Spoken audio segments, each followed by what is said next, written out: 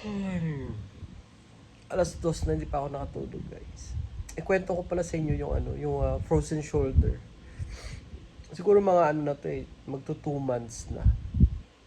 Ewan ko, nagising na lang ako ng isang morning na talagang ang sakit ng both side ko na shoulder. Masakit talaga siya. Tapos para ka talagang ang bigat ng shoulder mo. Tapos masakit siya. Tapos hindi mo ma-lift. Hindi mo magalaw sa likod, sa harap. Ang hirap pala ganun, guys. Hindi siya yung basta lang. Pag sinabi mong frozen shoulder, akala mo ano lang. Pero pag ikaw na merong ganun, grabe. Ang laki ng epekto sa buhay mo. Para ka rin na stroke. Ang hirap. Hindi ko alam kung paano nangyari yun.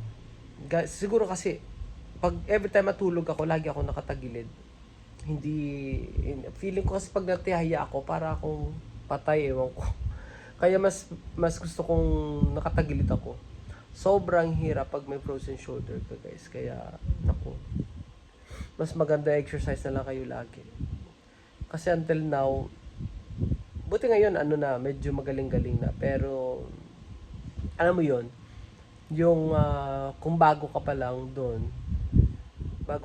nagkaroon ng frozen shoulder, nako, pagbihis mo pala ang hirap na, grabe. Ewan ko kung nakaranas kayo mag frozen shoulder, nagkaroon kayo ng ganun, sobra makaka-relate kayo sa sinasabi ko. So, ang ginagawa ko ngayon, morning and gabi, nag-exercise ako, ini-stretching ko yung kamay ko.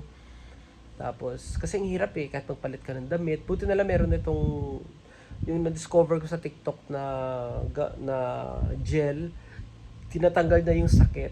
So, pag nag-apply ka nun, pag natanggal na yung sakit, stretching mo na siya para kahit paano mawala. So, unti-unti siya, guys, na nawawala. So, ayun, para ka rin talaga nagte-therapy sa sarili mo. Pero ang dami kasi sa, good thing, marami sa social media, sa online na mga tawag nito yung nagbibigay ng mga instruction kung paano mo labanan yung ma-overcome yung frozen shoulder, no, dun sa pamamagitan ng pag-exercise, ganyan ganyan.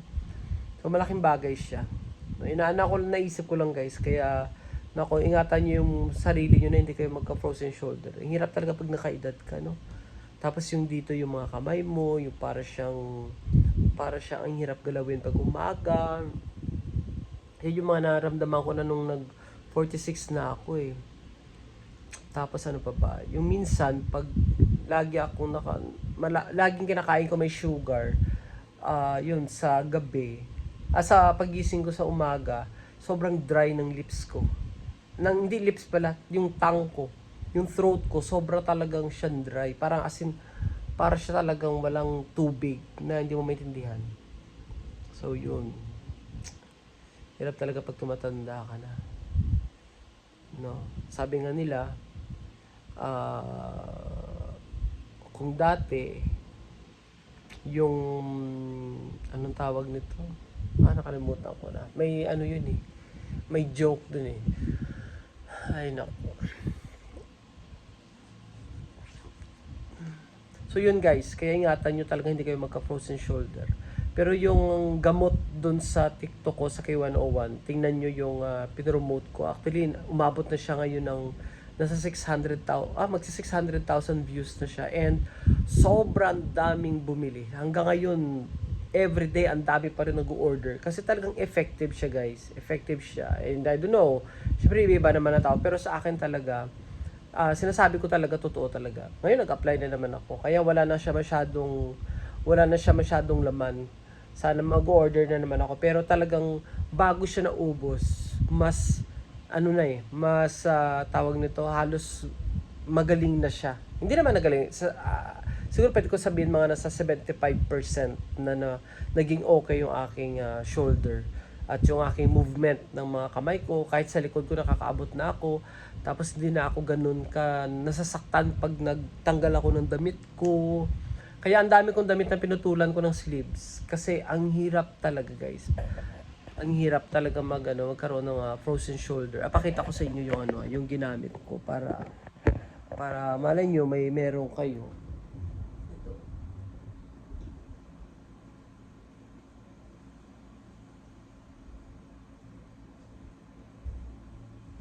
Eto siya guys. Ayan o. Ayan ito. To. Ano ba ito pangalan nito?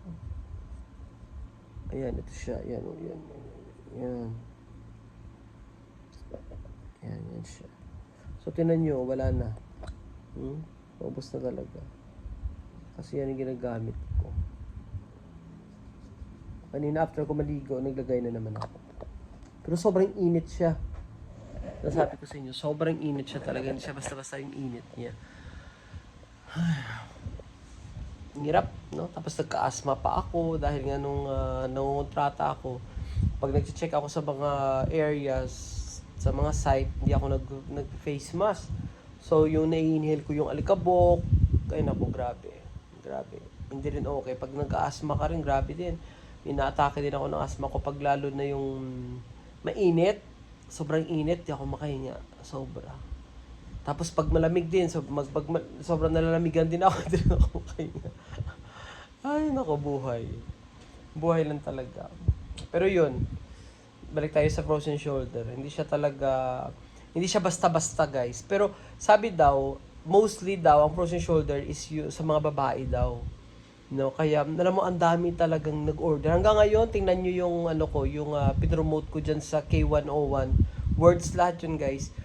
Sa TikTok tingnan mo, sobrang dami. Hindi ko alam kung nakikita niyo yung views. Pero nasa 600,000 views na siya and ang daming nag-order. Ngayon ko lang na-realize na ang dami pala nakaka-experience ng frozen shoulder. No? Sobrang hirap siya. Para ka na-stroke talaga. Kasi hindi mo mataas. O, tinan mo yung kamay ko. Yan. Kahit pa paano na ano ko yan na, nagagalaw-galaw ko na. O, di ba? Ang hirap. Oh. Kaya, yun, kaysa sa magiging, kahit may frozen shoulder ako, alam mo yun, hindi dapat talaga titigil ang mundo mo. Kaya, yun, nagtitiktok pa rin ako. Kasi kailangan talaga, kahit pa paano. Nakakatulong. Malaking tulong siya. No? Ay. Matutulog na sana ako guys, kaso lang, naalala ko. Hindi pa rin ako pala makatulog. Kaya sabi ko, magkwento pa nga ako. Sabi ko kwento ko sa kanila yung frozen shoulder, kung gaano kalala, para kang inutil. Oo.